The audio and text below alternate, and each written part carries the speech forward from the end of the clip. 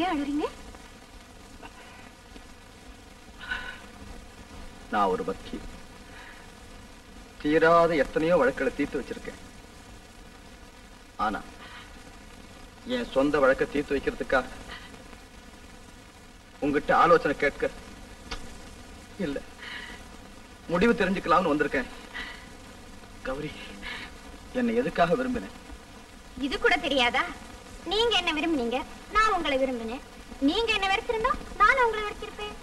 அப்படின்னா இப்போ உன் வெறுப்புக்கு ஆளாகும்படியான சந்தர்ப்பம் எனக்கு கிடைக்குமா? ஐயோ, அப்படி சொல்லாதீங்க. நிஜமா நடந்தாலும் நடந்துடும். நிஜமா நடந்துடுச்சு கௌரி. என்னது? கௌரி, எனக்கு ஒரு முறப்பொண்ணு இருக்கிறா. அவ பேர் ஜெயா. எங்க வீட்டுல தான் இருக்கிறா. என் சொந்த அத்தை பொண்ணு. என்ன அத்தை பொண்ணு? இப்ப அவளுக்கு என்ன? கல்யாணம் நடக்க போகுது. நடக்கட்டுமே, யார் வேண்டானது? நீங்க ஏன் வருத்தப்படுறீங்க? நான் தானே வருத்தப்படணும். நான் தானே அவளை கல்யாணம் செய்துக்க போறேன்.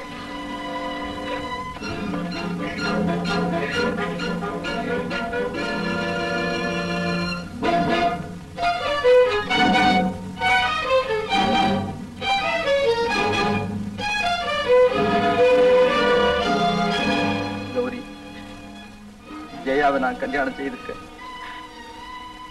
அனுமதி எனக்கு கிடைக்குமா? அனுமதியா? எனக்கு துரோகம் செய்துட்டு இன்னொருத்திய கல்யாணம் செய்துக்க போறீங்களே, இந்த அநியாயத்துக்கு என்கிட்ட அனுமதி கேட்க வந்திருக்கீங்களா? இல்ல, உனக்கு துரோகம் செய்யணுங்கிற எண்ணம் இருந்தா வீட்டிலே இருந்திருப்பேன். நான் இங்க வந்தது நீதிக்காக கௌரி, நீதிக்காக. எது நீதி? காதலிச்சவளை கைவிட்டுட்டு அத்தை பொண்ணுங்கிற பாசத்துக்காக அவளை கல்யாணம் செய்துக்க போற நீங்களா நீதியை பத்தி பேசுறீங்க? நீ நினைக்கிறது தவறு கௌரி. என் அத்தை மகள் ஜெயா ஒவ்வொரு நிமிஷமும் உயிரோடு போராடிக்கிட்டு படுக்கையில இருக்கா. நான் அவளை கல்யாணம் செய்துக்க மறுத்தா அந்த படுக்கை அவளுக்கு மரண படுக்கை ஆயிடும். அவளை காப்பாற்ற வேண்டியது என்னுடைய கடமை. அந்த கடமையோடு சம்பந்தப்பட்ட நீதிக்காகத்தான் நான் இங்க வந்தேனே தவிர பாசத்துக்காக இல்லை. எனக்கு முதல்ல நீதி, அப்புறம் தான் பாசம். நீதிக்கு பின் பாசம், அதுதான் என் கொள்கை. நீதிக்கு பின் பாசம், அதுதான் என் லட்சியம். நிறுத்துங்க. நீங்க ஒரு சாமர்த்தியமான வக்கீலுங்கிறத கேவலம் என்கிட்ட தானே காட்டணும். உங்க வார்த்தை ஜாலத்தினால நீங்க செய்யற துரோகத்தை மறைக்க பாக்குறீங்களா? இல்லவே இல்லை. நான் கடைசியா சொல்றேன், ஒரு பெண்ணுடைய காதலை கைவிடுறதை விட இன்னொரு பெண்ணை சாகடிக்கிறதா பெரிய துரோகம். அந்த துரோகத்தை நான் ஒரு காலம் செய்ய மாட்டேன். உன்னை காதலிச்ச குத்தத்துக்கா கௌரி என்னை மன்னிச்சிரு. தயவு செய்து என்னை மன்னிச்சிரு.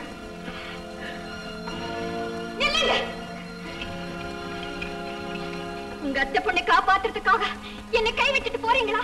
நான் மட்டும் உயிரோடு இருப்பேன்னு நினைக்கிறீங்களா? போங்க போங்க, மனக்கோலத்தோடு வந்து என் பிணக்கோலத்தை பாருங்க. என் பிணக்கோலத்தை பாருங்க.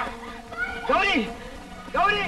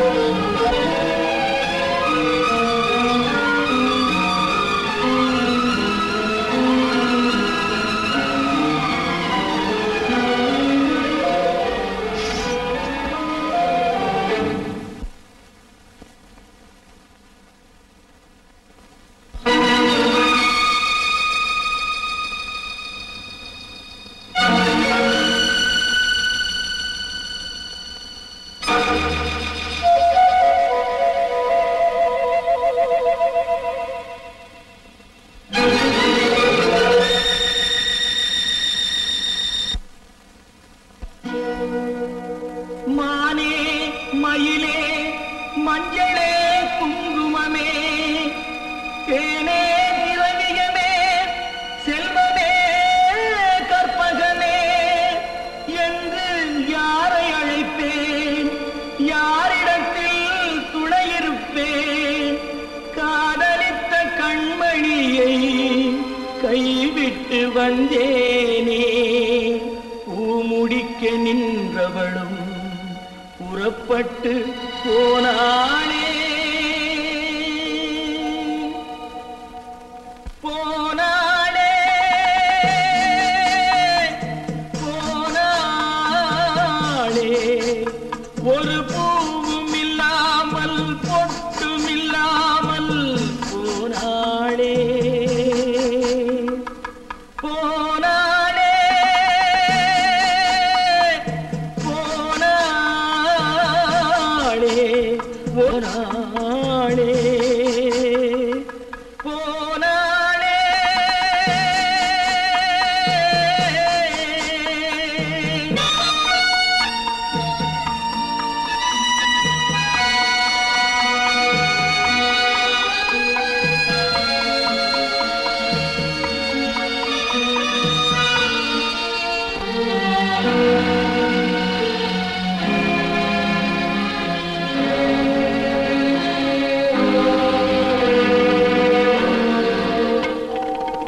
கண்ணின் மணியில் நெல்மணி போலே காதல் மணியாயிருந்தாளே.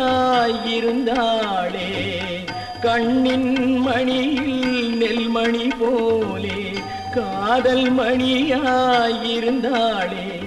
அவள் காதலை வெறுத்து கடமையை நினைத்தேன் காத்திருக்காமல் பறந்தாளே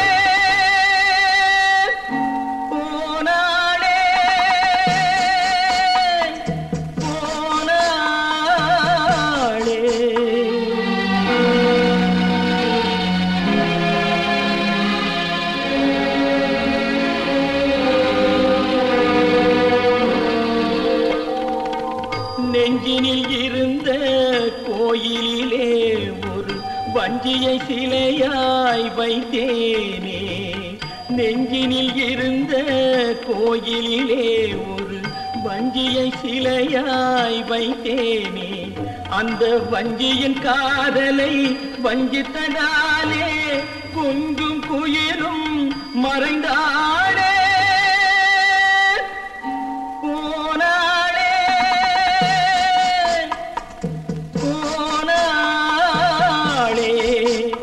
ஒரு பூவும் இல்லாமல் பொட்டும் இல்லாமல் போனாளே போனாளே போனாளே போனாளே.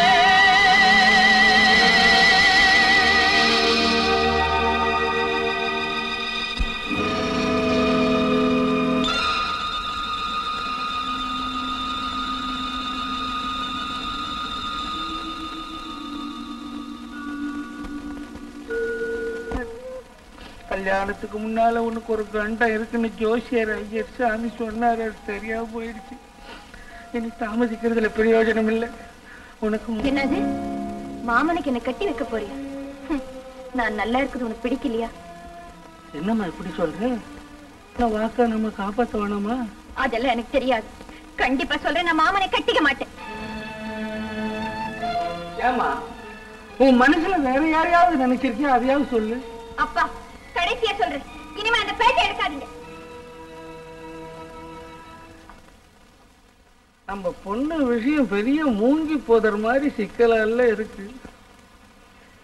என்னன்னே தெரியல. அந்த பைய வேற விஷக்கடிக்கு மந்திரம் போடுற மாதிரி கட்டி வைன்னா நான் என்ன செய்யறதுன்னே தெரியலையே. ஐயனாரப்பா, என் பொண்ணு மனசுல இருக்கிற பையன் ஆரப்பா, பொண்ணும் புரியலையே எனக்கு.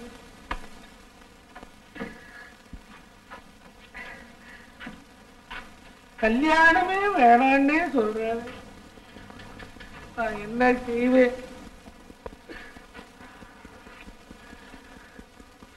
மதுரை வீரா, நீதான் இதை குதிரை வைக்கணும்.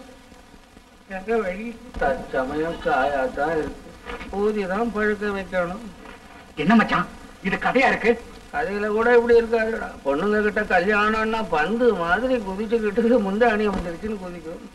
இது என்னடான்னா உன் பேர சொன்ன மலை மாதிரி அப்படியே நின்னு போச்சு. போ மச்சான், உனக்கு பக்குவமா பேச தெரியல. படிப்படியா போயிருக்கணும். இரு, நானே கௌரிட்ட கேட்கிறேன். அது கோபமா அடுப்பாங்கரைக்கு போயிருக்கு. நீ போனா கொள்ளி கட்டி எடுத்து மூஞ்சில சுட்டுரும். மச்சான் என்னடா? அப்ப எங்க அக்காவுக்கு கொடுத்த வாக்கு வாக்குதான் நிறைவேற்ற வேண்டாமா? நிறைவேற்ற வேணும். அதுக்கு ஒரு வழி. என்ன மச்சான்? உனக்கு தெரியாது, சும்மா இருடா. நான் செய்வேன். மச்சான்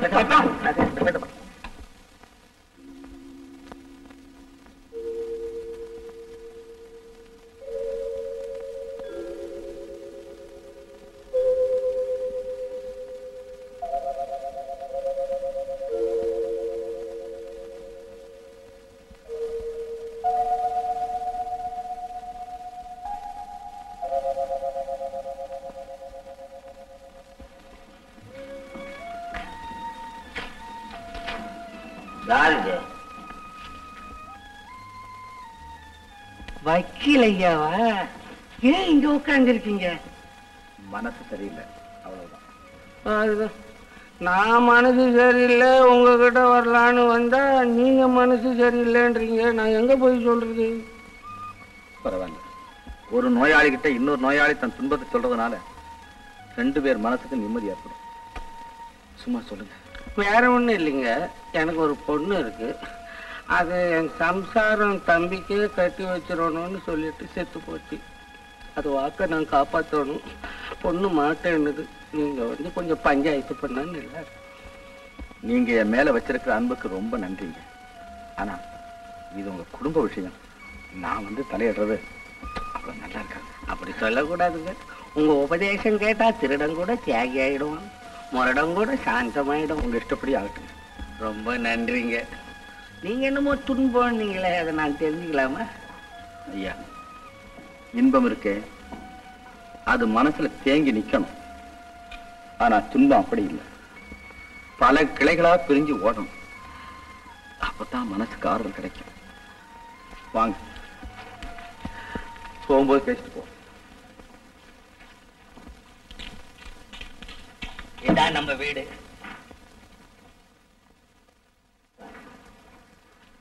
உட்காரு உட்காரு.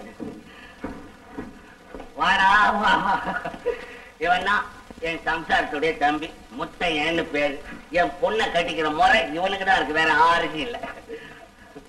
நான் சொல்லல, அவருதான். Good morning sir. பட்டாளத்துல இருந்தவன். கொஞ்சம் இருங்க வர. Thank you sir.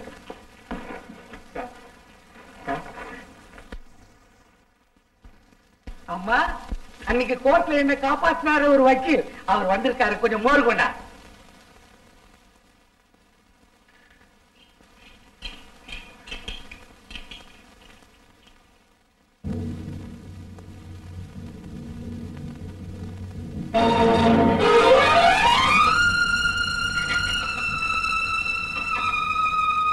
அவரே இங்க வந்தாரு. இங்க வர்றதுக்கு அவருக்கு எப்படி மனசு வந்தது? மறுபடி என் முகத்தை பார்க்க அவருக்கு எப்படி தைரியம் வந்தது? ஓ, புரிஞ்சுக்கிட்டேன். நான் சத்துட்டேனா இல்ல உயிரோடு இருக்கேனான்னு பார்த்து தெரிஞ்சுக்கத்தான் வந்திருக்கேன். அவரை பொறுத்தவரையில நான் எப்பவோ சத்துட்டேனே. என்னை பத்தி அவருக்கு என்ன அக்கறை? நான் எதுக்காக அவருக்கு மோர் கொண்டு போய் கொடுக்கலாம்? வேண்டாம் வேண்டாம். மோர் எடுத்துக்கிட்டு சீக்கிரம் வாமா. அவன் கல்யாண விஷயமா பேச வந்திருக்காரு. ஏன் நேரம் பண்ற? என்ன என் கல்யாண விஷயமா பேச வந்திருக்காரா? அப்பா என்னை அழ வச்சு வேடிக்கை பார்க்கணுங்கிறதுக்காக அன்னைக்கு அப்படி நாடகம் ஆடினாரா? இருக்க இருக்க அப்படித்தான் இருக்கும். நான் தான் அவரை தப்பா நினைச்சிட்டேன். அவர் என்ன கைவிட மாட்டார், கைவிட மாட்டார். மோர் கொண்டு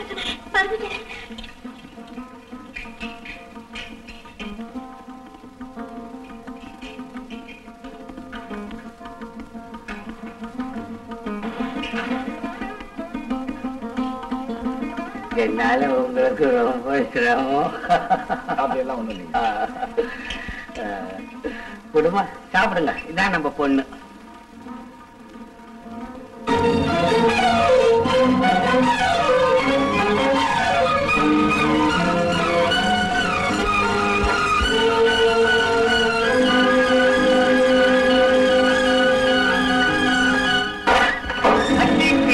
உட்காருங்க, பரவாயில்ல. வேகம் போட்டு சாப்பிடுங்க. சரி, வேண்டாம். நான் சாப்பிடக்கூடாது போல் இருக்கு, அதனாலதான் தவறிடுச்சு. நீங்க நாங்க அப்படி சொல்றீங்க. தவறு நான் மறுபடியும் கிடைக்காமையா போயிடும். அதான் இன்னொன்னு இருக்க, சும்மா சாப்பிடுங்க. சரி, அவரு இஷ்டம். பொண்ணுக்கு கல்யாணம் உபதேசம் பண்ணுங்க.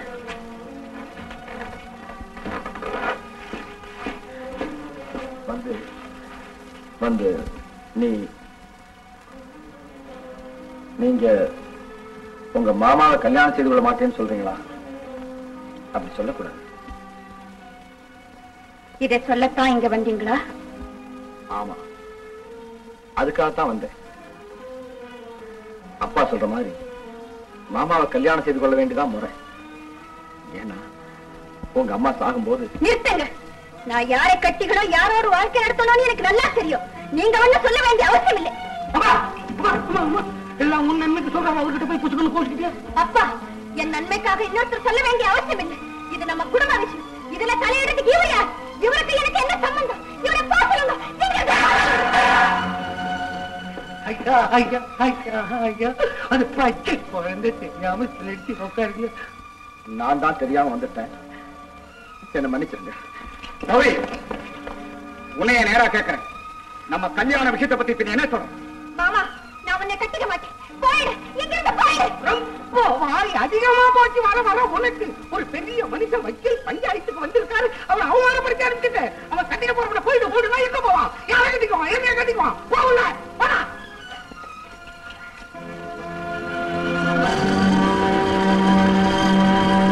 என்ன மச்சான் கௌரி எப்படி பேச்சுது? பஞ்சாயத்து வந்த வக்கீலும் போயிட்டாரு. வக்கீல் பஞ்சாயத்துக்கு தான் வந்தாரு. அவருக்கு அதை பெரிய கவலைக்கு இடமா இருக்கு. என்ன கவலை? என்ன கவலைன்னா, ஏதோ ஒரு பெண்ணை காதலிச்சிருப்பார் போல இருக்கு. ஆனா வீட்லயே ஒரு முறை பொண்ணு இருக்கு, அவரை கட்டிக்கிறதுக்குன்னு. அதை கட்டிக்க மாட்டேன்னு சொல்லியிருப்பார் போல இருக்கு. அது மாடியில இருந்து விழுந்து சாவ கிடந்துடும்.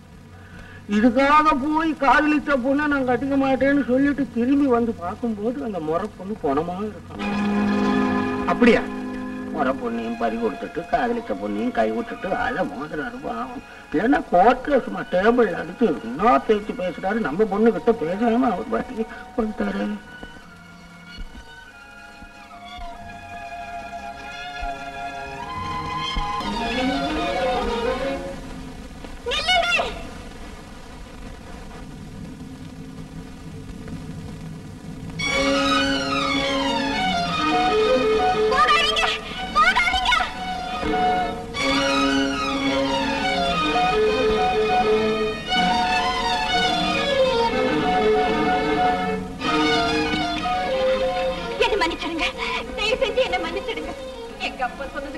எனக்கு விஷயமே தெரிஞ்சது.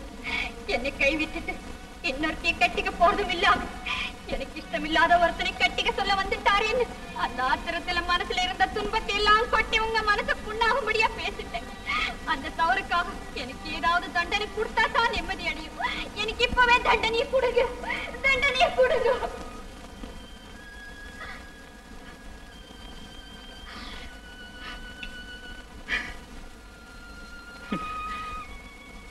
யார் யாருக்கு தண்டனை கொடுக்கிறது? உன்னை மறக்கக்கூடிய அளவுக்கு என் மனசை இரும்பா மாத்திக்கிட்ட கொடியவனாச்சனா என்ன நீ அல்லவா மன்னிக்கணும்? அப்படி சொல்லாதீங்க. நீங்க தான் என்ன மன்னிக்கணும். எப்படியோ இந்த ஏழைக்கு மறுபடியும் உங்க இதயத்தில் இடம் கிடைச்சு அதுவே எனக்கு போதும். இல்ல கௌரி, இல்ல.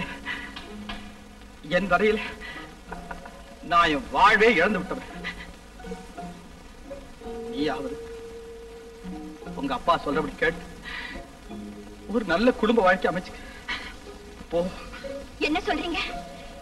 நீங்க இல்லாத வாழ்க்கை எனக்கு ஒரு வாழ்க்கையா? நீங்க என்ன மறந்துடும் சொன்னதுக்கு அப்புறம் கூட உங்களை மறக்க முடியாம நான் தவித்த தவிப்பெல்லாம் உங்களுக்கு எப்படி தெரியும்?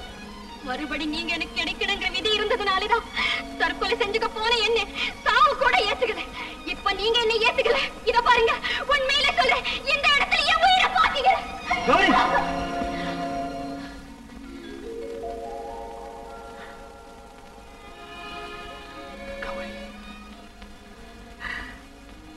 உன் அன்புக்கு இவ்வளவு வலிமை உண்டுன்னு நான் நினைக்கவே இல்லை கௌரி. உன் வாஞ்சைக்கு முன்னாலே என் வைராக்கியம் தோத்துருச்சு.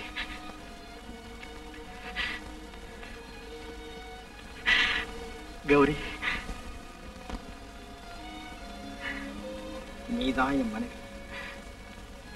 நீ ஒருத்திதான் எனக்கு மனைவியாக முடியும். பேசவும் வேணுமா? பேசத்தான் வேணும். பேசு கௌரி, பேசு. நான் என்னத்தை பேசுறது? பேசுறதே தொழிலா வச்சிருக்கேன். வக்கீலா நீங்க ஏதாவது பேசுங்க. அந்த சக்கரை பேச்சை கேட்டு நான் அப்படியே சொல்கிறேன். கொக்கி போட்டு இருக்கிறீங்க.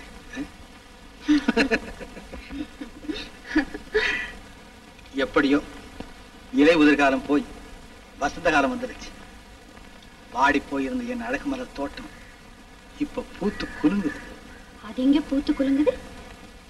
இங்கதான்.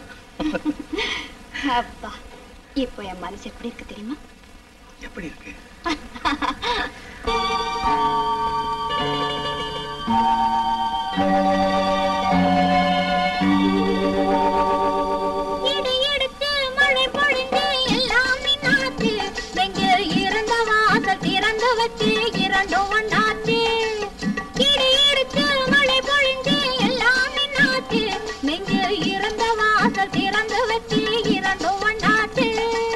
படிப்படியா வளர்ந்த ஆசை பக்குவம் ஆச்சு. இன்று பஞ்சாயத்தில் வந்த கோபம் பாதியில் போச்சு. படிப்படியா வளர்ந்த ஆசை பக்குவம் ஆச்சு. இன்று பஞ்சாயத்தில் வந்த கோபம் பாதியில் போச்சு.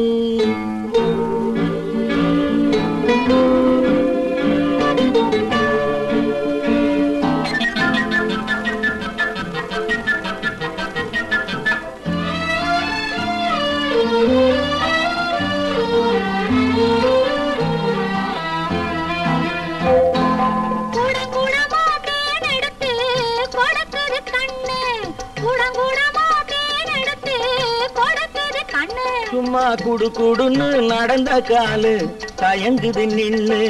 குடு குடுன்னு நடந்த காலு தயங்குது நின்னு.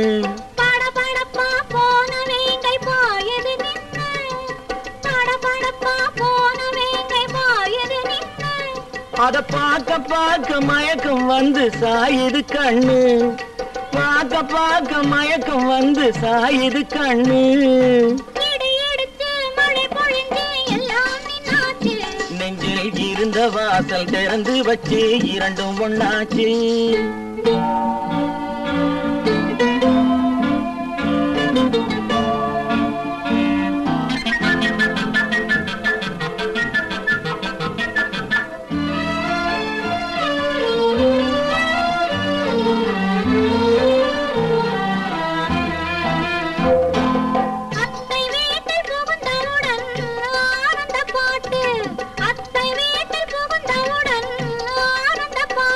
ஒரு 10 மாதம் போன பின்னால் பாடும் தாலாட்டு.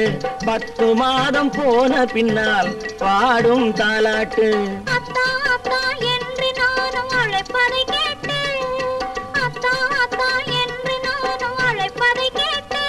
படு சத்தம் போட்டு குழந்தை பாடும் சங்கீத பாட்டு. படு சத்தம் போட்டு குழந்தை பாடும் சங்கீத பாட்டு. நெஞ்சில் இருந்த வாசல் திறந்து வச்சு இரண்டும் ஒண்ணாச்சு. இடி இடித்து மழை பொழிந்து எல்லாம் நின்னாச்சு. நெஞ்சில் இருந்த வாசல் திறந்து வச்சு இரண்டும் ஒண்ணாச்சு.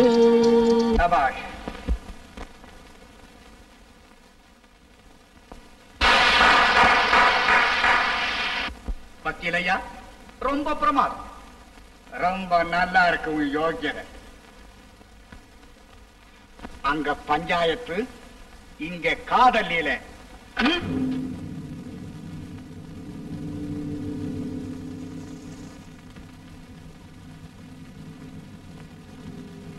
இன்னொருத்தனுக்கு மனைவியாக போற பொண்ணோட கூத்தடிக்கிறதா நீதின்னு உங்க சட்ட புத்தகத்துல சொல்லி இருக்கா?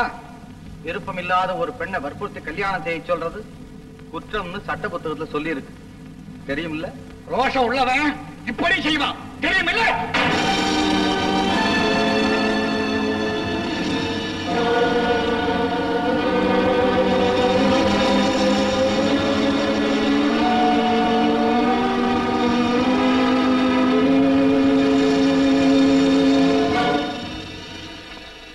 முத்தையா, கௌரியோ உன்னை விரும்பல.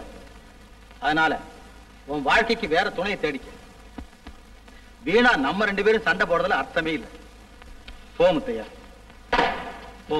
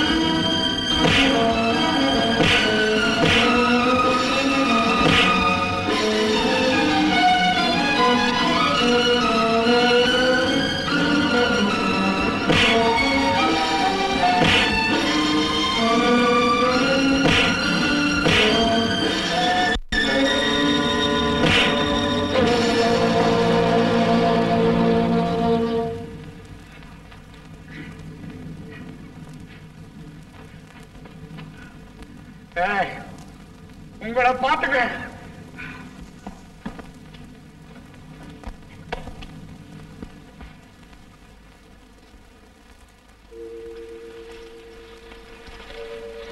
என்னங்க, இப்போ நம்ம கல்யாணம் நடந்தாகணும். இல்லைன்னா மாமா எனக்கு தொல்லை கொடுத்துக்கிட்டே இருப்பா. இப்போ போய் அப்பா கிட்ட விஷயத்தை சொல்லிடுவோம். அது முறையில்லை. வீட்டுல பெரியவங்க இருக்கும்போது நான் வந்து கேட்டா அப்படி இருக்கும். நல்லா இல்லையே. 2 நாள் பொறுத்துக்க. எங்க அப்பாவை நேர்ல வந்து உங்க அப்பா கிட்ட பொண்ணு கேட்க முடியாது. ஏற்பாடு சரி. உண்மையா? இன்னுமா சந்தேகம்? சரி, இப்போ வர.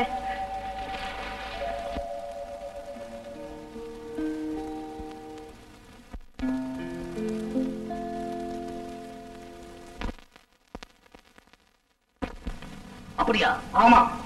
எல என் பொண்ணு உன்னை கட்டிக்க மாட்டேன்னு சொல்றதுக்காக இதெல்லாம் சொல்றியா? இல்ல, கௌரி மோரு கொண்டாந்தப்போ அவங்க 2 பேரும் பார்த்துட்ட பார்வையில சந்தேகப்பட்டு நான் பின்னாடியே போய் பார்த்தேன். நான் நினைச்சது சரியா போச்சு. உனக்கு நம்பிக்கை இல்லைன்னா போய் பாரு. பாக்குறேன்டா, இப்ப போய் பாக்குறேன். அப்படி ஏதாவது இல்ல, கையை காலை வெட்டி கையில கொடுத்துருவேன்.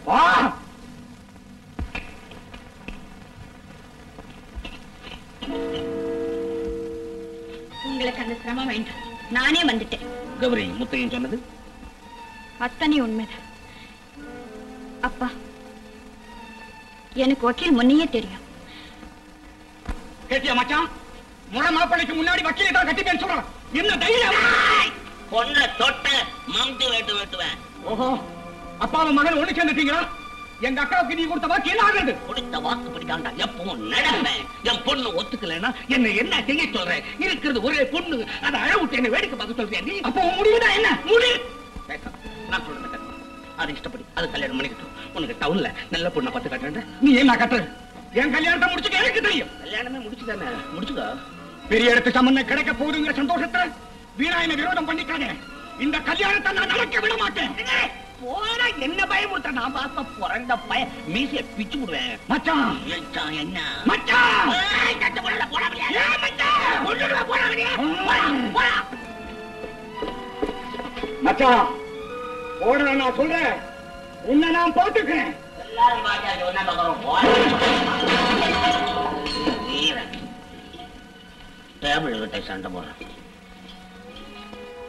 ஏமா பைத்தியக்கார பிள்ளையா இருக்கிறீங்க? வக்கீல் விஷயமா ஒரு வார்த்தை என் காதுல போட்டு வச்சிருக்க கூடாது? இல்ல நான் பாத்துக்கிறேன்.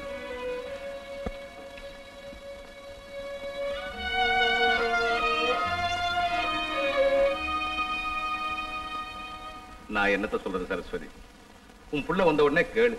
ஏன்னா வாழ போறவன் அவன், அவனை கேட்டுட்டு முடிச்சு. அவன் என்னத்த கேட்கறது? உங்க சம்மதம் தான் தேவை. இத பார் சரஸ்வதி, ஜெயா இறந்ததுக்கு அப்புறம் கோபால் கல்யாண விஷயத்துல அவனை கேட்டுக்காம நான் எந்த முடிவுக்கும் வரதுக்கு தயாரா இல்லை. நான் சொன்னா தம்பி மறுக்காதுன்னு நினைக்கிறேன். ரொம்ப நல்லதுமா. அவன் சம்மதிச்சிட்டா அப்புறம் என்ன, இந்த மாசத்துலயே ஒரு நல்ல நாளா பார்த்து முகூர்த்தத்தை வச்சுக்குவோம்.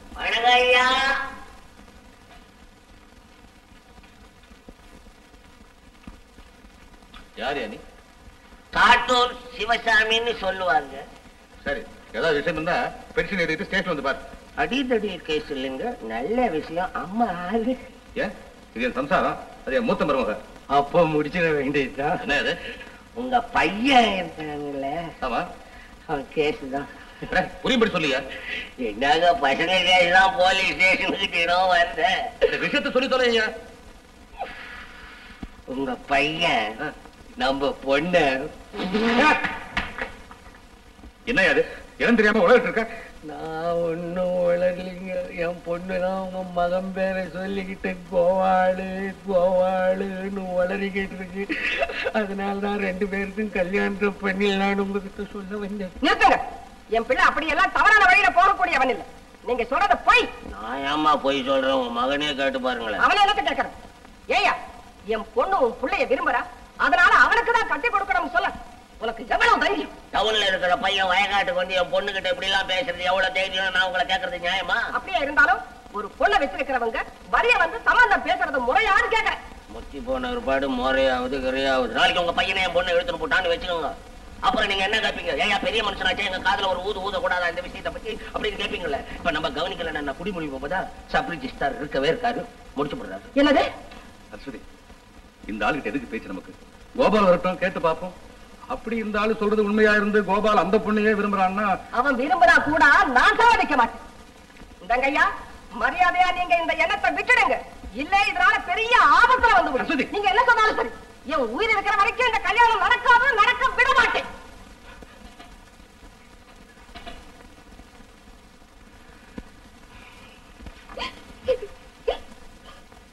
ஜானகி, நீயே அழகு. கோபாலுக்கும் பிரேமாவுக்கும் தான் கல்யாணம் நடக்கும், இது உறுதி. வாங்கய்யா, எப்போ வந்தீங்க? இப்பதான் வந்தேன். உங்க மவனே வந்துட்டாரு, அவரை கேளுங்களேன். என்னப்பா என்னமோ சொல்றாரு? இதுட்ட ஃபேக்ட்? எஸ், உண்மைதான். சார் நீ போ, நாங்க பேசுறோம்.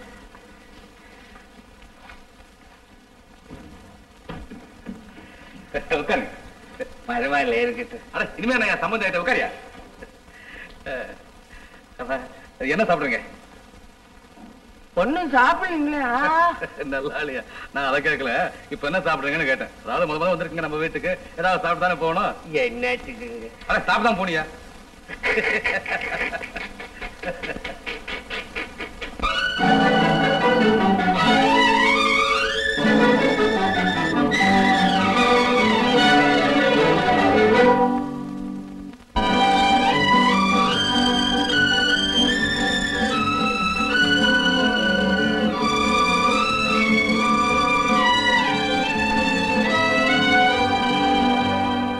சிரித்தாலும் போதுமே செவ்வானம் தோன்றுமே, பார்த்தாலும் போதுமே பழச்சாறு ஊருமே. சிரித்தாலும் போதுமே செவ்வானம் தோன்றுமே, பார்த்தாலும் போதுமே பழச்சாறு ஊருமே. சிரித்தாலும் போதுமே.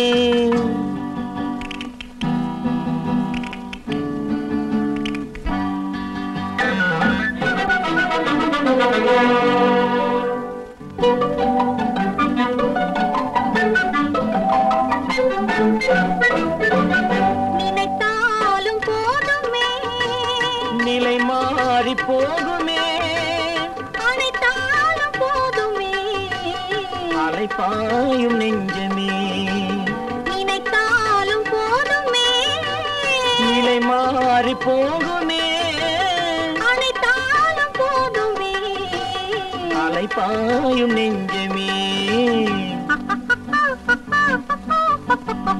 சிரித்தாலும் போதுமே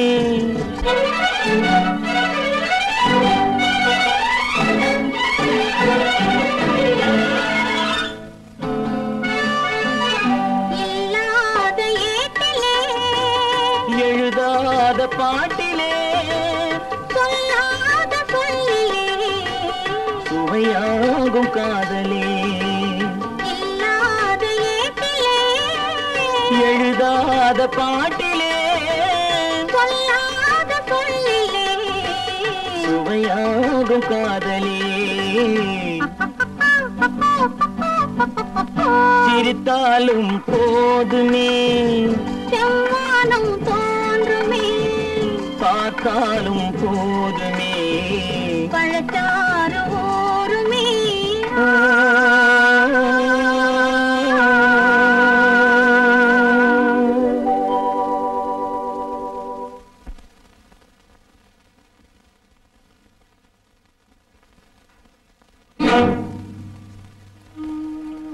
யார் நீங்க? நீ யாரை கல்யாணம் செய்துக்கணும்னு கனவு கண்டுகிட்டு இருக்கியோ அவனுடைய தாயார். அடடே, வாங்கம்மா வாங்க, உட்காருங்க. உட்கார்ந்து உன் கூட கதை பேசுறதுக்காக நான் இங்க வரல. நான் கேட்கறதுக்கு பதில் சொல்லு. யாரோட அனுமதியை கேட்டு என் பிள்ளையை சந்திச்ச பழகினே சரசனாடினேன்? அவர் என்ன விரும்பினாரு, நான் அவரை விரும்பினேன். இதுல என்னம்மா தவறு? தவறுதான். என் பிள்ளைய மறந்து. அம்மா. ஆமா, நீ அவனை மறந்துதான் ஆகணும். என்னம்மா சொல்றீங்க? அவரையா மறக்க சொல்றீங்க? மறக்க வேண்டிய நிலைமை வந்து மறுபடியும் அவர் எனக்கு கிடைச்சு என் நேரமும் என் இதயத்துல பூஜை பண்ணிக்கிட்டு இருக்கிற அந்த அன்பு தெய்வத்தையா மறக்க சொல்றீங்க? இந்த கேள்விக்கெல்லாம் இடமே கிடையாது. கோபாலை கட்டி கடங்கிற உன் எண்ணத்தை எங்க குடும்ப நன்மைக்காக நீ தியாகம் செய்யத்தான் வேணும். அம்மா, என்ன வேணும்னாலும் சொல்லுங்க. நான் அவரை கணவரா அடையணும், அதுதான் என் லட்சியம். சரி, என் பிள்ளைய கட்டிக்கணும்னா பல கஷ்டங்களை அனுபவிக்கிறதுக்கு நீ தயாரா இருக்கணும். இப்பவே தயாரா இருக்கேன். அவரை கல்யாணம் செய்துக்கிறதுக்காக எந்த கஷ்டத்தையும் அனுபவிப்பேன். அவரை கணவர் அடைய போற அந்த சந்தோஷத்துக்கு முன்னாலே இந்த கஷ்டம் எல்லாம் எனக்கு ஒரு தூசி. அம்மா, தூசி. விட மாட்டேன். கடைசி முறையா கேட்கிறேன், உன் பொண்ணு எனக்கு கட்டி வைக்க போறியா இல்லையா? பெரிய மனுஷன். ஜெயில இருந்து எப்ப வந்த? போகும்போது வேட்டியோட போன, வரும்போது கொடாவோட வர்ற எவனோட சேர்ந்துட்டியா? ஊரு உருப்பிட்ட மாதிரி தான். வீணா அழிஞ்சு போயிடாது. பேசாம பொண்ணு கௌரிய உன் மச்சானுக்கே கட்டி வைக்கணும். இல்ல அவனு என்ன இல்ல இல்லடா, இல்ல அவனுக்கு கட்டி வை. சொத்தமாடா இல்லன்னா என்ன சாண்டோன்னு நினைச்சுக்கிட்டா? டேய், உன்ன ஒரு குத்து அவனை ஒரு குத்து பாத்தியா? தாண்டாதான் விட்டுறா, தாண்டாதான் விட்டுறா, தாண்டாதான் விட்டு.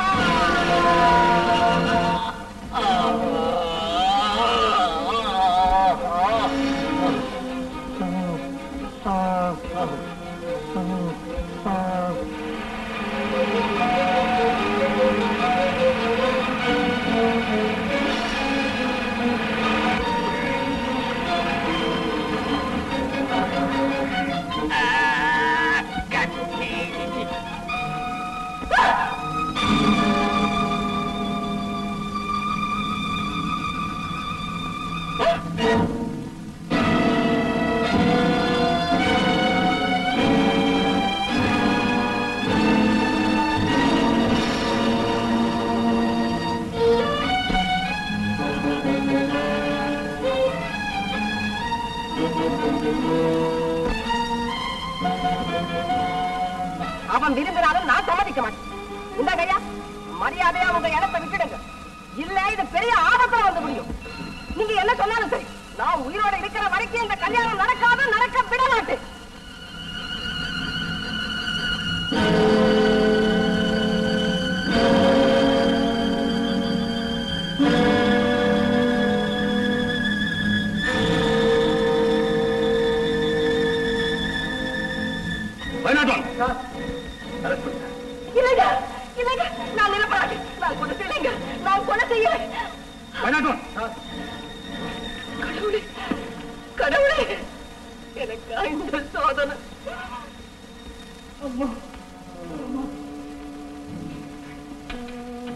ஐயோ என்னடா குருட மாதிரி நடிக்கிற?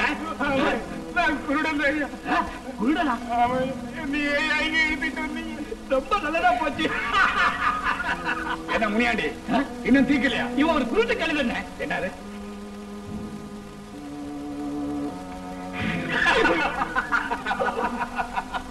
இந்த குருடனால நமக்கு எந்த ஆபத்து வராது.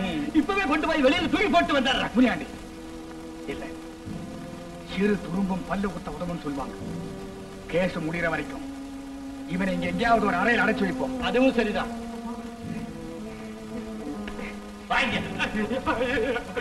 முனியாண்டி, அவசரமா நான் வெளியே போயிட்டு வந்துடுறேன். ஜாக்கிரதை, நான் பாத்துக்கிறேன்.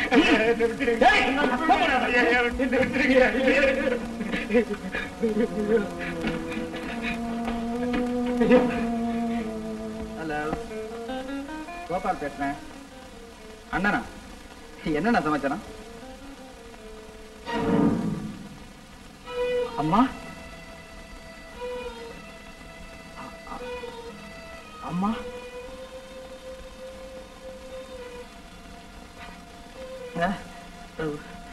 என்ன சொன்னீங்க? அம்மா கொலை செய்தாங்களா? சிவகாமியா? யார் கட்டிவிட்ட கதை இது? அப்பதான் பார்த்தாரா? அப்பாவை அரெஸ்ட் பண்ணாரா? அம்மாவே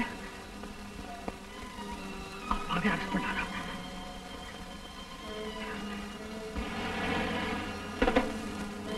அப்பா, என்ன இது அநியாயம்? அம்மாவை லாக்கப்ல வச்சிருக்கீங்க. என்ன நான் கேட்கிறேன், பேசாம போயிட்டே இருக்கீங்களா?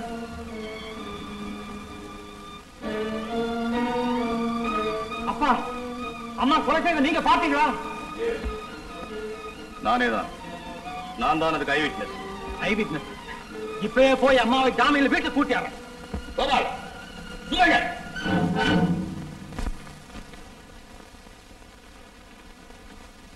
அவ ஒரு குற்றவாளி, கொலைகாரி. இனி இந்த வீட்டில் அடையிட்டு வைக்க கூடாது. கோபால், இந்த ஒரு விஷயத்துல மட்டும் நான் உனக்கு அப்பனும் இல்ல, சரஸ்வதிக்கு புருஷனும் இல்ல. இன்ஸ்பெக்டர் சந்திரசேகர் மனைவி செய்தாலும் சரி, மகன் செய்தாலும் சரி, குற்றம் குற்றம் தான். அப்பா பேசாரு. உங்ககிட்ட எனக்கு என்ன பேசு? பேச வேண்டிய இடத்துல நான் பேசிக்கிறேன். தம்பி,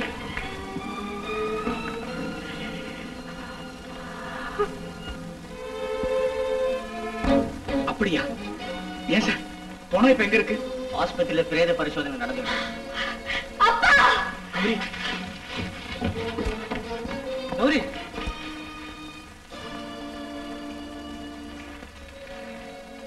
என்ன இப்படி பாக்குற? எங்க அப்பாவை கொண்டு என்னை அனாதையாக்கணும் உங்க அம்மா எத்தனை நாளா காத்துக்கிட்டு இருந்தாங்க. கௌரி, நான் உங்களை விரும்புறது குற்றம் என்ன? அந்த குற்றத்துக்காக என்னைத்தான் தண்டிக்கணும். அதை விட்டுட்டு ஒண்ணும் தெரியாத எங்க அப்பாவை கொலை செஞ்சதுனால உங்க அம்மாவுக்கு என்ன லாபம் வந்துடுச்சு? யாரோ ஒன்னு தூண்டி விட்டுருக்காங்க. கௌரி, இதோ பார், பிரிஞ்சு சேர்ந்திருக்கோம். மறுபடியும் நமக்குள்ள ஒரு பிளவு வேண்டாம். போதும். கொலைகார குடும்பத்துல பிறந்த உங்களோட எனக்கு என்ன பேச்சு? உங்க சகவாசமே எனக்கு வேண்டாம். கௌரி, அவசரப்பட்டு எந்த முடிவுக்கும் வராது. இதை நம்பு. எங்க அம்மா இந்த காரியத்தை செய்திருக்கவே முடியாது. அவங்கள பத்தி உனக்கு சரியா தெரியாது கௌரி. எனக்கு நல்லா தெரியும். இப்படிப்பட்ட கொலைபாதகம் செய்த உங்க அம்மா ஒரு பெண் இல்ல, ராட்சசி. மூடுவாய். அவசரக்காரி. எங்க அம்மா நிரபராதிங்கிறத நிரூபிச்சு ராட்சசின்னு சொன்ன உன்னை எங்க அம்மா கால விழுந்து கும்பிடும்படி செய்யல. என் பேர் கோபால் இல்ல. அதோட இந்த கேஸ் முடிகிற வரையிலும் உன் முகத்திலே விழிக்கிறது இல்லை. போ.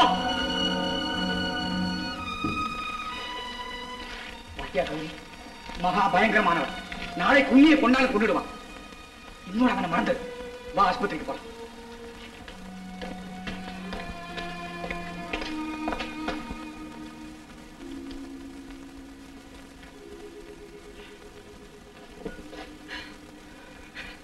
அம்மா,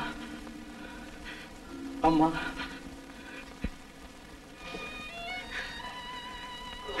அம்மா, அம்மா, அம்மா, அம்மா, உங்களுக்கு ஏன் இந்த நிலைமை ஏற்பட்டுச்சு?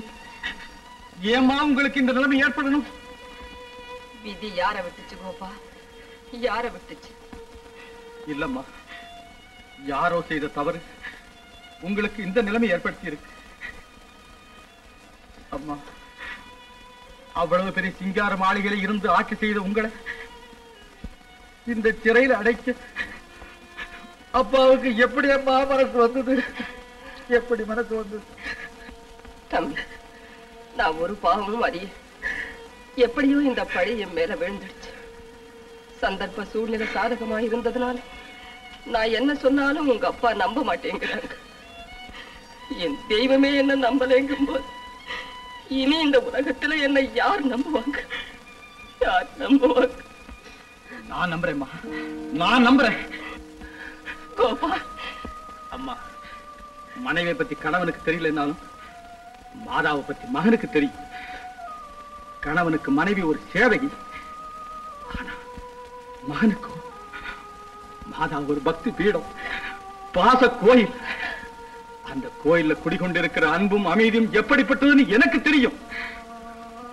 அம்மா, திரண்டு கிடக்கிற பாசிகளை நீக்கி குளத்தை சுத்தப்படுத்துற மாதிரி தீயவர்களை விலக்கி சமூகத்தை தூய்மைப்படுத்தத்தானே என்னை வக்கீலுக்கு படிக்க வச்சீங்க.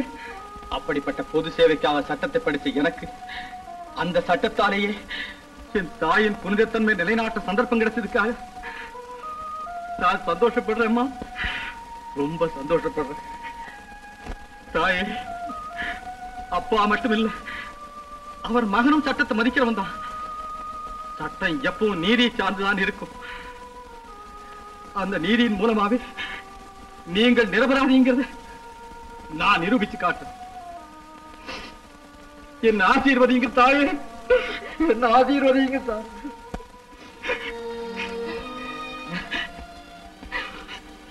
மகனே, சத்தியம் வெல்லட்டும், நீதி நிலைக்கட்டும், நீதி நிலைக்கட்டும்.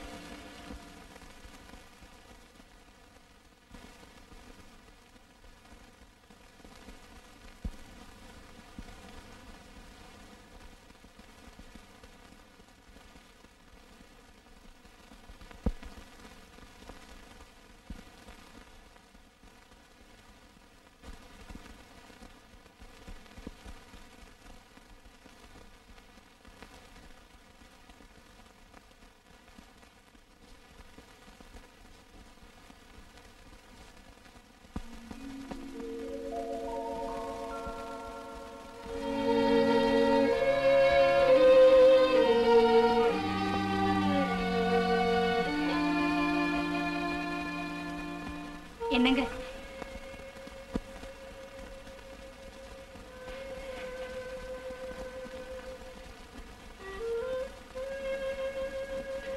ஏன் இப்படி கண்ணீர் விடுறீங்க? ஜானகி, கோர்ட்ல இருந்து வந்த ஆர்டர் என் மூளையை குழப்பிடுச்சு. அம்மாவுக்கு எதிராக வாதாடி இந்த கேஸ நான் எப்படி நடத்துவேன், எப்படி நடத்துவேன்? அந்த விஷயமா தான் நானும் பேச வந்தேன். இத பாருங்க, பெத்த தாய்க்கு எதிராக வாதாடி அவங்களுக்கு தண்டனை வாங்கி கொடுத்த பிள்ளைங்கிற கெட்ட பெயர் உங்களுக்கு வேண்டாம். பேசாம பதவியை ராஜினாமா செய்துட்டு உங்க அம்மாவை விடுதலை செய்ய பாருங்க. விடுதலை? ஆமா, நான் அதைத்தான் செய்யணும். நான் எப்படி செய்வேன்? ஐயோ, எனக்கு ஒண்ணுமே புரியலையே, எனக்கு ஒண்ணுமே. சரி, போய் காசு கொண்டு.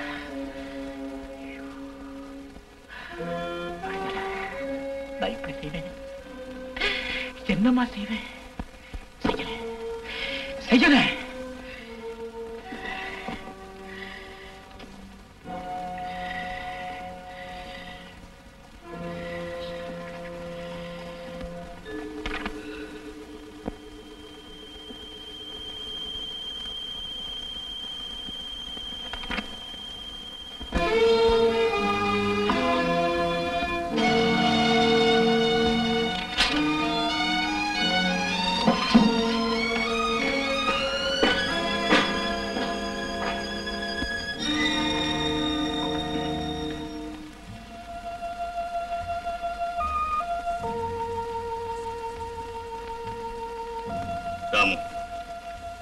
என்ன இது? ராஜினாமா லெட்டர் தெரியுது. ஏன் இந்த முடிவு? அப்பா, அம்மாவுக்கு எதிரா என்னால வாதாட முடியாது. அப்படின்னா உங்க அம்மாவுக்கு எதிராக இதுவரை நீ வாதாடினதே கிடையாதா? குடும்பத்துல 1000 பேசி இருக்கிறேன். கோர்ட்டுதான்ப்பா. கோர்ட்டு வேற, குடும்பம் வேறப்பா. நீ அப்படி பிரிச்சு நினைச்சதுனாலதான் இந்த கேவலமான காரியத்தை செய்ய துணிஞ்சு. இல்லப்பா, அப்பா, உங்களுக்கு நல்லா ஞாபகம் இருக்குன்னு நினைக்கிறேன். நான் லா காலேஜுக்கு முதலா போறப்போ கையில ஆரத்தி தட்டோட வந்து என் நெத்தியில விபூதிக்கிட்டு, ராமு, நீதிபதிக்கு முன்னால கோர்ட்ல கூண்டுல குற்றவாளியை நிறுத்தி நீ விசாரிக்கணும், அதை பார்த்து நான் ஆனந்தப்படணும்னு எந்த அம்மா சொன்னாங்களோ அந்த அம்மாவே அதே கோர்ட்ல அதே கூண்டுல நிறுத்தி நான் எப்படி விசாரிப்பது, எப்படி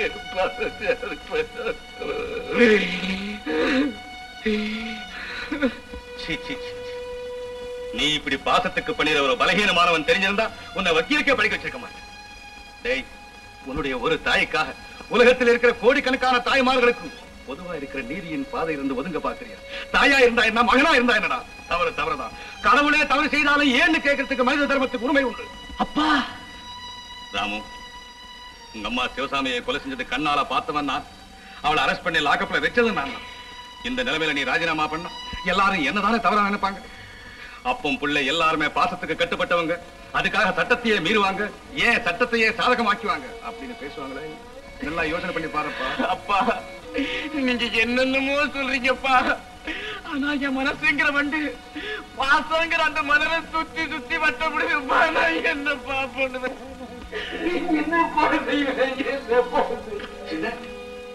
பாசத்துக்காக நீதியை மறந்துடலாம்.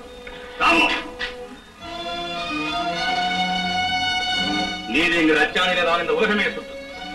நீதியின் போற்றில்தான் மனித சமுதாயமே அமைக்கப்பட்டிருக்கு. நீதியின் வெளிச்சத்தில் தான் உயிர்கள் தைரியமாக உலாவ முடியும். சொந்த பந்தம் எல்லாம் நீதிக்கு முன்னால் தூசிமா. இந்த உலகத்தில் எல்லாத்தையும் நீதிதான பார்த்து, அதுக்கப்புறம் தான் பாசம். நீதிக்கு பின் பாசம், நீதிக்கு பின் பாசம், நீதிக்கு பின் பாசம் தான். அது வெளிநாடு தவிடாத பாசம்.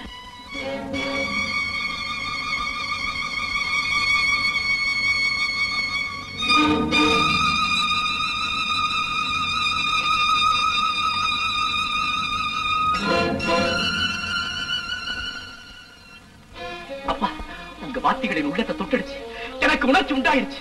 இனி பந்த பாசத்துக்கு அப்பாற்பட்ட ஒரு நீதி இயந்திரமான இயங்குதை, நீதிக்கு பின் பாசம்ங்கிறத நிலைநாட்டி காட்டுற கடிதத்தை குடுங்கப்பா கடிதத்தை.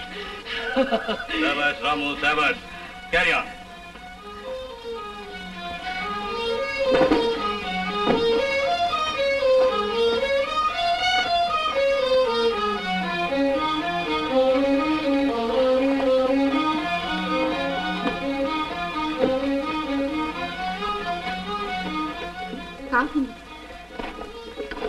என்னங்க, ஏங்க இப்படி திடீர்னு மாறிட்டீங்க? உங்க அப்பா பேச கேட்டுக்கிட்டு உங்க அம்மாவுக்கு தண்டனை வாங்கி கொடுத்துட்டாருங்க. தயவு செய்து நான் சொல்றது கேளுங்க. Janaki, leave him alone. இந்த கேஸ் முடிகிற வரைக்கும் நீ மாடி பக்கமே வரக்கூடாது. போகல.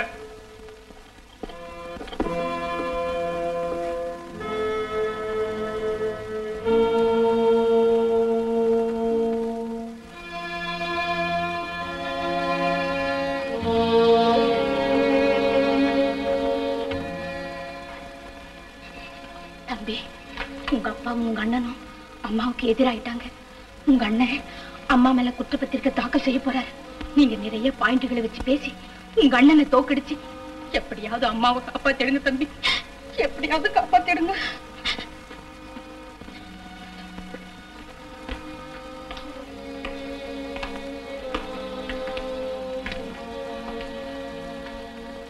தம்பி, நான் ராஜினாமா செய்ய போறதில்ல.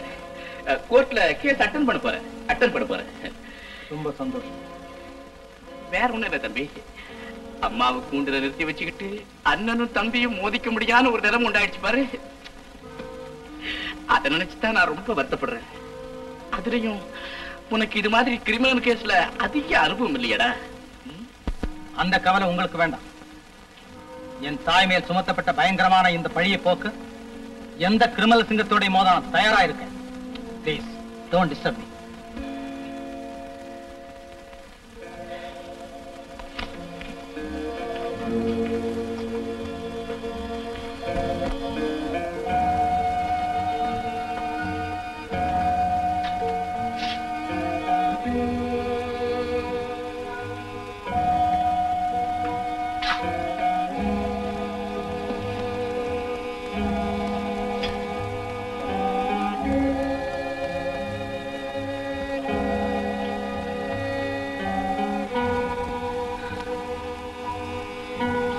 பேதம் ஏற்பட்டது, அப்படித்தானே?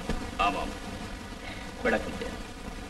சிவசாமி வந்து தன் மகள் கௌரிக்கும் என் இளைய மகன் கோபாலுக்கும் இருந்த காதல் விஷயத்தை சொன்ன போது கல்யாணத்திற்கு நான் சம்மதித்தேன்.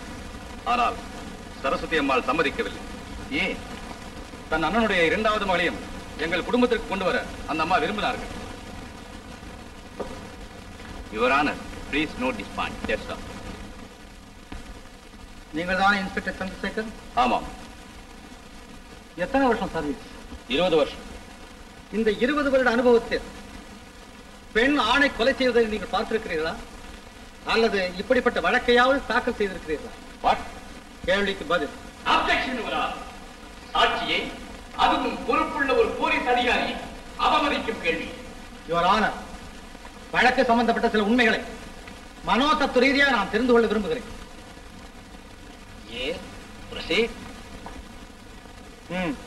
பதில் பார்த்திருக்கிறீர்களா?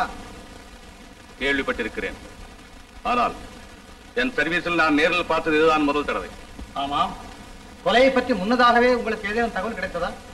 இல்லை. பிறகு எப்படி அந்த இடத்துக்கு சென்றீர்கள்? கள்ளச்சாராயம் காய்ச்சப்படுவதாகவும் உடனே சென்றால் பிடித்து விடலாம் என்றும் தகவல் கிடைத்து நான் கான்ஸ்டபிளுடன் அங்கு சென்றேன். யாரையாவது கைது செய்தீர்களா? இல்லை. கொலையை கண்டதும் அந்த முயற்சியை விட்டுவிட்டேன். சரி, நீங்கள் பார்த்தது சரஸ்வதி அம்மாள் சிவசாமியை கத்தியால் குத்தியதையா அல்லது அவர் உடம்பிலிருந்து கத்தியை எடுத்ததையா? எடுத்ததை. நீங்கள் போகலாம். தயவு செய்து இதை குறித்துக் கொள்ளுங்கள். இந்த அம்மாவை உங்களுக்கு தெரியுமா? தெரியும். எப்படி தெரியும்? எங்க வீட்டு வந்திருக்காங்க. எப்போது? கொலை நடந்த அன்னைக்கு. ஏன் வந்தார்கள்? Please proceed. அவங்க பிள்ளைக்கு எனக்கு நடக்கவிருந்த கல்யாணத்தை நிறுத்துறதுக்காக. அப்போது என்ன சொன்னார்கள்? என் பிள்ளைய மறந்துடு அப்படின்னு சொன்னாங்க. நான் முடியாதுன்னு சொன்னேன். அப்படின்னா நீ பல கஷ்டங்களை அனுபவிக்கிறதுக்கு தயாரா இருக்கணும் அப்படின்னு சொல்லிட்டு அந்த அம்மா போயிட்டாங்க. அவங்க அன்னைக்கு அப்படி சொன்னதுக்கு இன்னைக்கு நான் அப்பா இல்லாம கஷ்டப்படுறதுக்கு சரியா போயிடுச்சு. Your Honor, please note this point.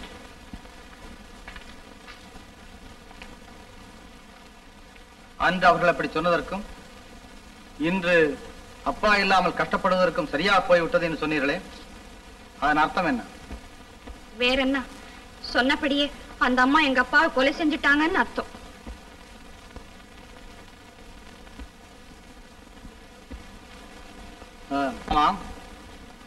Saraswati அம்மாளின் விருப்பத்திற்கு மாறாக நீங்கள் அவர் மகனே கல்யாணம் செய்து கொண்டதாக வைத்துக் கொள்வோம்.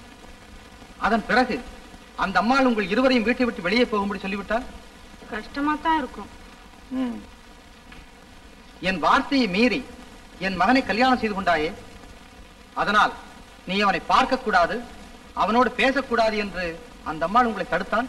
ஐயோ, அந்த துன்பத்தை என்னால தாங்க முடியாது. தற்கொலை செஞ்சுக்கிட்டாலும் செஞ்சுக்கிடுவேன். உங்களை பார்க்க, அவரை பார்க்காம அவரோட பேசாம எப்படிங்க இருக்கிறது? அதை போன்ற பல கஷ்டங்களை நீங்கள் அனுபவிக்க வேண்டி வரும். எந்த அர்த்தத்தில் அப்படி அவர் சொல்லியிருக்கலாம் அல்லவா? ஆமா, அப்படிதான் சொல்லி இருக்கணும். குட், நீங்க போகலாம். Your Honor, please note this point. That's all. Mister Gopal, நீங்கள் விசாரிக்க வேண்டிய சாட்சி யாராவது இருக்கிறார்களா? Yes, Your Honor. Doctor Krishnaveni அம்மாள். நீங்கள் தானே டாக்டர் கிருஷ்ணவேணி அம்மாள்? ஆமா. இந்த அம்மாளை உங்களுக்கு தெரியுமா? நல்லா தெரியும். எப்படி தெரியும்? அவங்களும் ஒரு லேடி டாக்டர். அந்த முறையில எங்க 2 பேருக்கும் பழக்கம். அவங்க பாக்குற கேஸ்ல ஆபரேஷன் கேஸா இருந்தா எனக்கு போன் பண்ணுவாங்க. நான் போய் ஆபரேஷன் செய்துட்டு வருவேன். அப்படி என்றால் அவர்களுக்கு ஆபரேஷன் செய்ய தெரியாதா? தெரியும். ஆனா அந்த அம்மாளுக்கு வயசாயிட்டதுனால கொஞ்சம் கை நடுங்கும். அதனால நான் தான் செய்வேன். நீ போகலாம். டிஃபென்ஸ் தரப்பில் இன்னும் ஏதேனும் சாட்சிகள் இருக்கிறதா? இல்லை யுவர் ஆனர். அப்படியானால் விவாதத்தை ஆரம்பிக்கலாம். யுவர் ஆனர், ரதம் ஓடுவதற்கு சாலையின் நடுவில் தடையாக கிடக்கும் கல்லை விட்டுவிட்டு அந்த கல் எந்த மலையிலிருந்து வெட்டி எடுக்கப்பட்டதோ அந்த மலையையே பிளப்பது போல் இருக்கிறது கௌரியை விட்டுவிட்டு அவள் தந்தையை கொன்றதாக சொல்லும் கேலிக்கதை. சிவசாமி தன் மகளின் காதலுக்கு சம்மதித்திருக்கிறார். சரஸ்வதி அம்மாள் சம்மதிக்காத காரணத்தால் ஒரு கால் சிவசாமி வேண்டுமானால் இவர்களை கொலை செய்திருக்கலாமே தவிர இவர்கள் சிவசாமியை கொலை செய்வதற்கு நியாயமே இல்லை. இன்ஸ்பெக்டர் சாட்சியத்தின்படி அவர் பார்த்தது சரஸ்வதி அம்மாள் கத்தியை எடுத்ததைத்தான், குத்தியதை அல்ல. டாக்டர் கிருஷ்ணவேணி அம்மாளின் சாட்சியத்தின்படி ஆயுதத்தை பிடிக்கவே கை நடுங்குகின்ற சரஸ்வதி அம்மாள் சிவசாமியின் முதுகில் 3 அங்குல ஆழத்திற்கு பலமாக குத்தினார் என்றார். இது எப்படி நம்புவது? இவற்றையெல்லாம் பார்க்கும்போது சரஸ்வதி அம்மாள் இந்த கொலை செய்திருக்கவே முடியாது. அவர்கள் நிரபராதி. ஆகவே அவர்களை விடுதலை செய்யும்படி கேட்டுக்கொள்கிறேன்.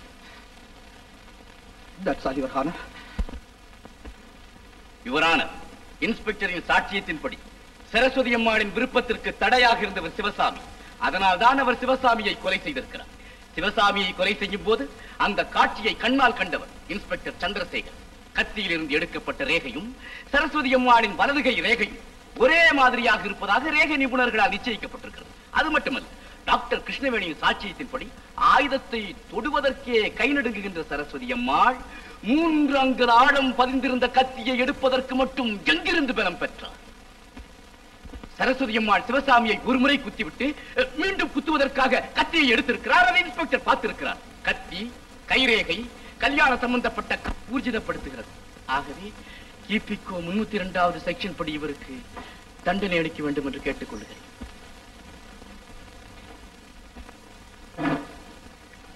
யுவர் ஆனர், ராஜிகூஷன் தரப்பிலே எழுப்பப்பட்ட சில சந்தேகங்களுக்கு விளக்கம் கூறி தெளிவாக்க நான் விரும்புகிறேன்.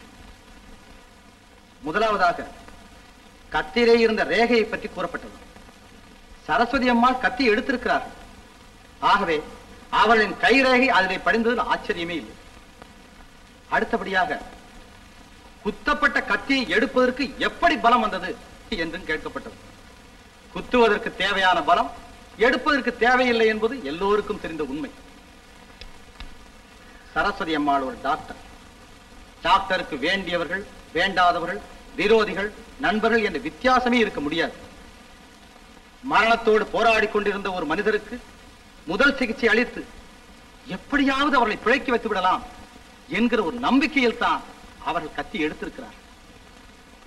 சந்தர்ப்ப சூழ்நிலை குணமுள்ள ஒரு தாயை குற்றவாளியாக்கி கூண்டிலே நிறுத்தி வைத்திருக்க. நான் மீண்டும் சொல்லுகிறேன், அவர்கள் நிரபராதி. ஆகவே அவர்களை விடுதலை செய்யும்படி கேட்டுக்கொள்கிறேன். இத்துடன் இந்த வழக்கை நான் ஒத்தி வைக்கிறேன். கௌரி, காரியத்தை கெடுத்துட்டு வந்து இங்க கன்னத்தில கை வச்சுட்டு உட்கார்ந்திருக்க. நான் எந்த காரியத்துக்கு எடுத்துட்டேன்? அதுக்குள்ள மறந்து போச்சா? புருஷனை பார்க்க கூடாது, அவனோட பேசக்கூடாதுங்கிற அர்த்தத்துல சரஸ்வதி அம்மா சொல்லிருக்காமல்ல அப்படின்னு கோர்ட்ல உன்னை கோபால் மறக்கிறப்போ நீ ஆமான்னு அவனுக்கு சாதகமா சாட்சி சொல்லிட்டியே, சொல்லலாமா? இப்ப கூட சொல்றேன், அந்த அம்மா தான் அப்பாவை கொலை செஞ்சிருப்பாங்கன்னு. என்ன நிச்சயம்? ஓஹோ, புரியுது புரியுது. அவன் மேல இருக்கிற காதலுக்காக அந்த அம்மா கொலை செய்யலன்னு நீயே சாட்சி சொல்லுவ போல இருக்க. நியாயத்தை சொல்ல வேண்டிய நிலைமை வந்தா சொல்லிதானே ஆகணும். கௌரி, உங்க அப்பா இருக்கும் போது உன் இஷ்டப்படி நடந்த பேசினேன். அதெல்லாம் இனிமே நடக்காது. நான் கீழ்ச்ச கோட்டை நீ தாண்ட முடியாது, தாண்டவும் கூடாது. மாமா, அதெல்லாம் நடக்காது. அப்பா செத்து போனதுனால நான் அனாதை ஆயிட்டேன் நினைச்சிட்டியா? நீ ஒண்ணும் என்னை ஆட்டி வைக்க முடியாது. கௌரி, அண்ணே, முக்கியமான விஷயத்தை விட்டுட்டு இங்க வந்து பேசிட்டு இருக்கிறேன். நம்ம வடிவேல் இல்ல, இத வந்துடுறேன் கௌரி.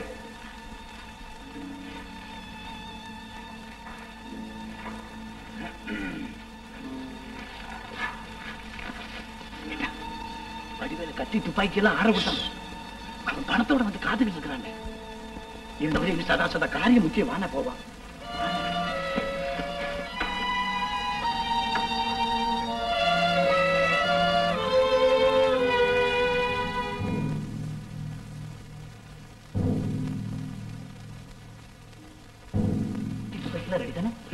அதெல்லாம் எப்பவே ரெடி. நீதான் வரல. இருந்ததுக்கு அப்புறம் வண்டியோட வந்து எல்லா சாமான் எடுத்துட்டு போய் அதெல்லாம் நான் பாத்துக்கிறேன். 7-8 மணிக்கு வந்துடுறாங்க. சரி, நீ பாரு. முனியாண்டி, நம்ம ஆளுங்களுக்கெல்லாம் தெரியாம நீ மாத்திரம் அந்த சாமான்கள் எல்லாம் எடுத்து ஒழுங்கா அனுப்பிச்சிரு. அப்படியே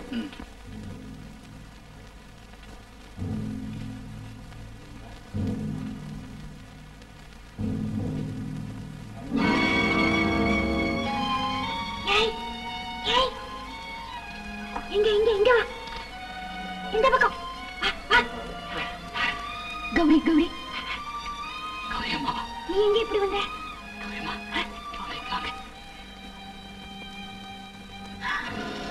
அப்படியா?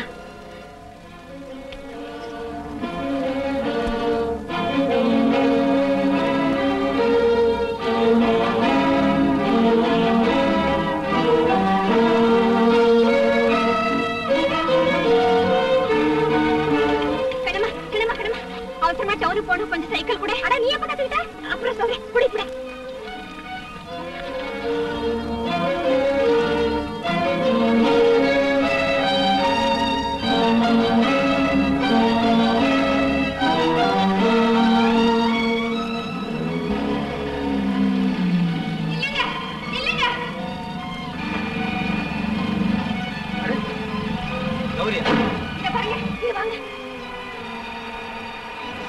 ஆமா.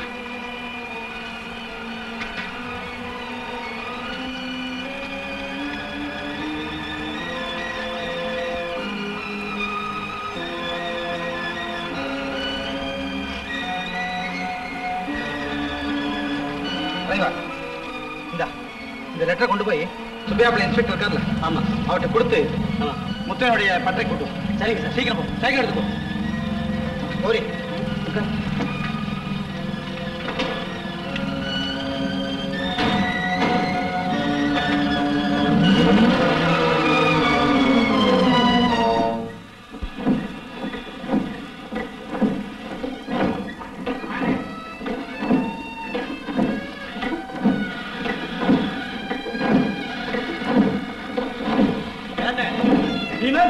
போய் கல்யாணத்துக்கு எதுக்காக கேட்டுக்கிட்டு இருக்கு? எனக்கு ஒரு வார்த்தை சொல்லுங்க. இப்படியே போய் கவலையை தூக்கி கொண்டு வந்து உங்க முன்னால நிறுத்துறேன். உனக்கு தெரியாது முடியாது. நானா கடிகிற பணத்துக்கு தான் ரொம்ப அதிகம். அது முடியாது.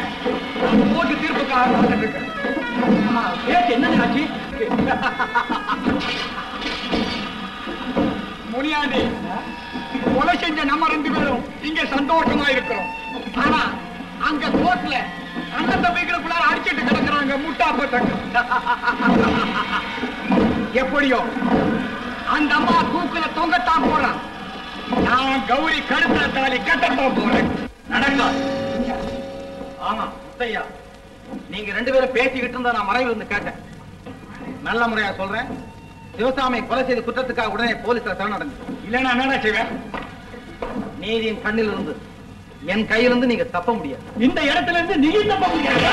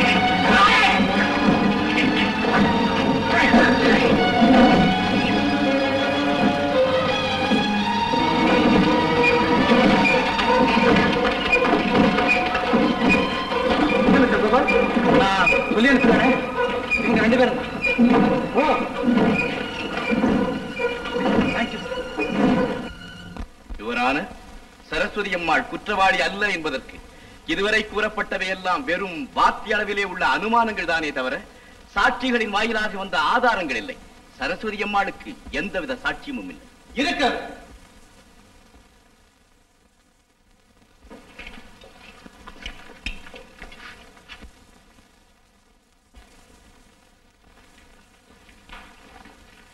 இவரான சிவசாமியை கொலை செய்தது முத்தையன், அதற்கு குழந்தையாயிருந்தவர் முனியாண்டி. அந்த கொலையை நேரில் பார்த்தவர் இவர்தான். சிஆர்பிசி 540 செக்ஷன் படி இவரை கோர்ட் வித்னஸாக விசாரிக்கும்படி கேட்டுக்கொள்கிறேன். குருடன் போல இருக்கு. ஆமா, குருடனே தான். வேடிக்கையாக இருக்கிறது யுவரான. ஒரு குருடனை ஐ விட்னஸாக கொண்டு வந்து நிறுத்தும் அதிசயத்தை இப்போதுதான் நான் முதன்முறையாக பார்க்கிறேன். நினைத்தாலே சிரிப்பு வருகிறது. கொலை நடந்ததை கண்ணால் பார்த்தவன் ஒரு குருடன். ஐ விட்னஸ் என்று அழைக்கப்படுகின்றவன் 2 கண்களும் இல்லாத ஒரு குருடன். குருடன்? யார் குருடன்? ஐயோ! யுவரான, உண்மையிலே இந்த சாட்சி குருடனாக இருந்தால் நான் கண்ணாடி குண்டை கையிலே எடுத்ததை எரிந்ததை இவரால் எப்படி பார்க்க முடிந்தது? அவர் முகத்துக்கு நேராக வந்ததை எப்படித்தான் பிடிக்க முடிந்தது? எப்போது இவரை நான் சந்தித்தேனோ அப்போதே இவர் குருடர் அல்ல என்பதை தெரிந்து கொண்டேன். நல்ல கண் பார்வையுள்ள ஒருவரை குருடர் என்று சொல்லும் அதிசயத்தை இப்போதுதான் நான் முதலாக பார்க்கிறேன். வேடிக்கையாக இருக்கிறது. கனம் கோத்தார் அவர்களே, நான் குருடன் அல்ல, ஒரு சிஏ. ராணுவத்தில் சேர்ந்து ஜலந்தர் என்ற ஊரில் வேலை செய்து வந்த முத்தையன் டிஸ்சார்ஜ் ஆகி ஊருக்கு வரும் பொழுது ஆயுதங்கள் தயாரிப்பு சம்பந்தமாக சில ரகசிய குறிப்புகளை களவாடி கொண்டு வந்து விட்டார். முத்தையனை பிடிப்பதற்காக நான் குருடன் போல மாறுவேடம் அணிந்து காட்டூர் கிராமத்திற்கு வந்தேன். கொலை நடந்த அன்று முனியாண்டி வந்து தான் ஜெயிலிலிருந்து விடுதலையாகி விட்டதாக முத்தையனிடம் சொன்னதையும், முத்தையன் அவன் காதில் ஏதோ ரகசியம் சொன்னதையும் நான் மறைந்திருந்து கவனித்தேன். அதற்கு பிறகு முனியாண்டியும் முத்தையனும் கொலை நடந்த இடத்துக்கு சென்றார்கள். நானும் அவர்களை பின்தொடர்ந்து சென்று மறைந்து கொண்டேன். சிவசாமியை கத்தியால் குத்தியது முத்தையன் தான். அவன் பட்டறையில் துப்பாக்கி, கத்தி முதலிய பயங்கர ஆயுதங்கள் செய்யப்பட்டு கள்ளத்தனமாக விற்பனை செய்யப்படுகின்றன. இதோ இந்த கத்தி கூட முத்தையன் பட்டறையில் இருந்து நான் எடுத்ததுதான். முத்தையனை பிடிப்பதற்கான வாரண்டும் நான் சிஐடி என்பதற்கான ஆதாரமும் இதோ இருக்கிறது. இவரான இந்த கத்தியையும் சிவசாமியை கொலை செய்ய பயன்படுத்தப்பட்ட அந்த கத்தியையும் ஒப்பிட்டு பார்க்கும்படி கேட்டுக்கொள்கிறேன்.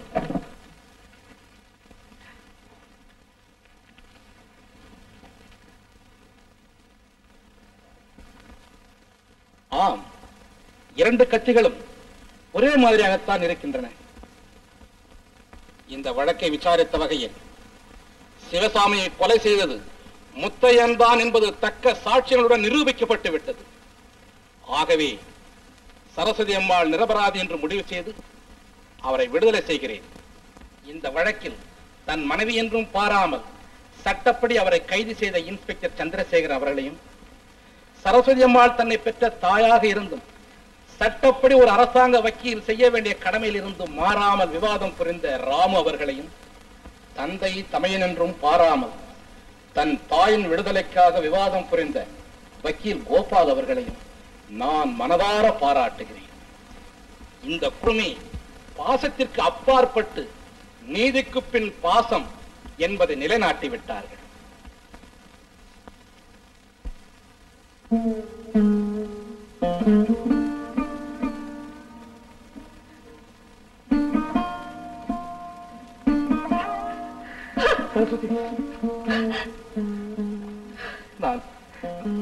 இல்லை, என் தெய்வத்துக்கு தெரியாம கௌரி வீட்டுக்கு போன குற்றத்துக்காக நான் கூட்டு நிற்கும்படி ஆயிட்டு.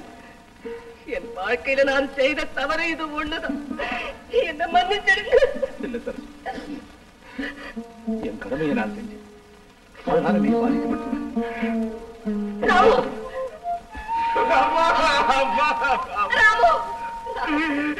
என்ன மன்னிச்சிடுமா, நீ என்ன மன்னிச்சிடுமா. இல்லப்பா, இல்லை, உன் கடமைத்தானே செய்தேன், அதுல தவறு இல்லை.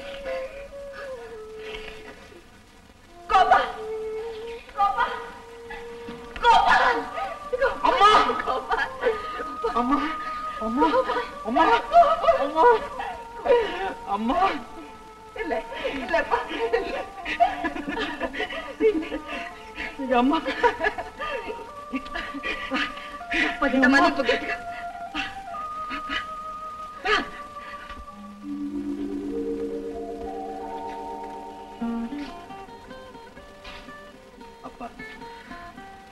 நிரபராதியான அம்மாவை காப்பாற்றணும், நீதியை எப்படி நிலைநிறுத்தணும் அப்படிங்கிற ஆர்வத்தினால அப்பான்னு கூட பார்க்காம கூண்டுல நிறுத்தி ஏதேதோ கேள்வி கேட்டுட்டேன். தவறு இருந்தா மன்னிக்கிறேன்.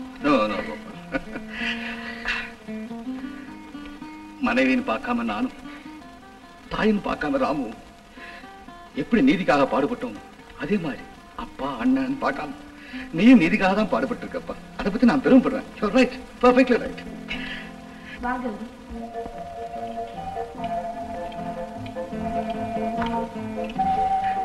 மகராசியா இருமா. என்னம்மா இது, கல்யாணத்துக்கு முன்னாடியே கால விழறிய? ஏன் அப்பா சொல்லு, எப்பவே சார்ஜ் பண்றேன். இந்த பக்கம் 2 பேரையும் சார்ஜ் பண்றேன். டேய் என்னடா பண்றீங்க? போங்க. ஒரே சார்ஜ் பண்ணட்டுமா? போங்க. இப்ப சொல்லு, 4 பேரையும் சார்ஜ் பண்றேன். பாசத்தினால இணைக்கப்பட்டிருந்த இந்த குடும்பம் எங்க சிதறி போயிடுமோன்னு பயந்து, ஆனா முருகன் காப்பாத்திட்டார். பாசம் என்ன சரஸ்வதி பாசம்? அதான் ஜெனி சொன்னாரு, நீதிக்கு அப்புறம் தான் பாசம், நீதிக்கு பின் பாசம் பாரு. அதான் என்னுடைய சாரி நம்ம குடும்பத்துடைய லட்சியம்.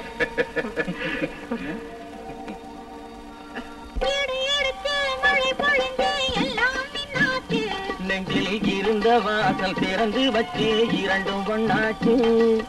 இடி இடித்து மழை பொழிந்து எல்லாம் நின்னாச்சு. நெஞ்சில் இருந்த வாசல் திறந்து வச்சு இரண்டும் ஒண்ணாச்சு.